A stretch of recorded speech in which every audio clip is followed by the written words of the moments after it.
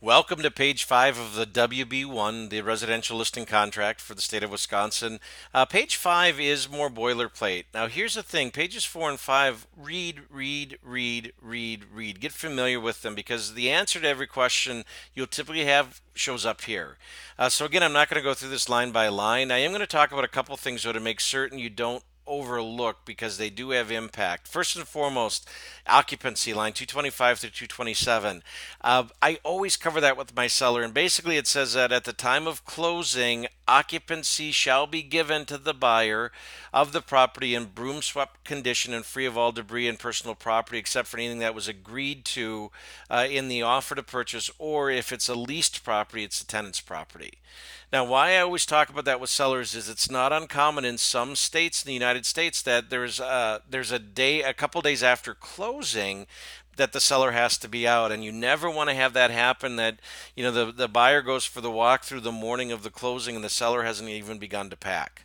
So I always cover that with them. I will talk about that and say, Mr. and Mrs. Seller, please understand that unless we negotiate something different at the time of the offer, the expectation is that closing you turn over occupancy. Lease property just says that if this is a lease property, all agreements of the lease transfer to the new owner. By the way, tenants freak out when they're a tenant in a property that you list because they think they're going to get kicked out. If as long as they're within the terms of the lease they have, their lease stays in effect. So it doesn't impact that at all. Notice about sex offender registry. That's just a disclosure that talks about where someone can go if for that. That's also in the offer to purchase. Real estate condition report. Here's the thing: we're going to ask that the seller fills out the condition report. By the way, as of July 1st, which is when most of you will be watching this, there is a new condition report that's required that be used. So make sure you've got the updated condition report. What I always tell sellers is let's disclose, disclose, disclose, because in the offer to purchase, it says that the buyer is making this offer with the knowledge of these items that could be considered defects. In essence, what that says is that the buyer doesn't have the right to come back at the time of inspection and ask for a renegotiation based on those items that were disclosed in the property condition report. So the best course of action for every seller is disclose, disclose, disclose. Now, some sellers don't understand that. Some sellers think that that's going to limit their saleability, and in essence, what it does is it just creates a problem down the road for them. So I always want them to disclose, disclose, disclose, and that's really what those paragraphs talk about.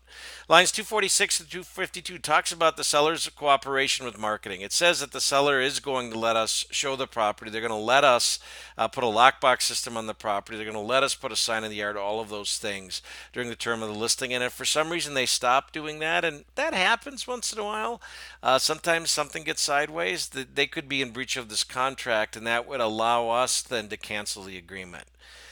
We do talk about open house and showing responsibilities. I do read that paragraph for them because I want them to think about those first putting away items of value so that can't get stolen. And one of the things that we have happen more and more now, especially with open houses, is medications. So we want to make certain that if they've got narcotics that are prescription of some sort, that those things get locked away or put away in a very difficult place to find. And that's really what that talks about.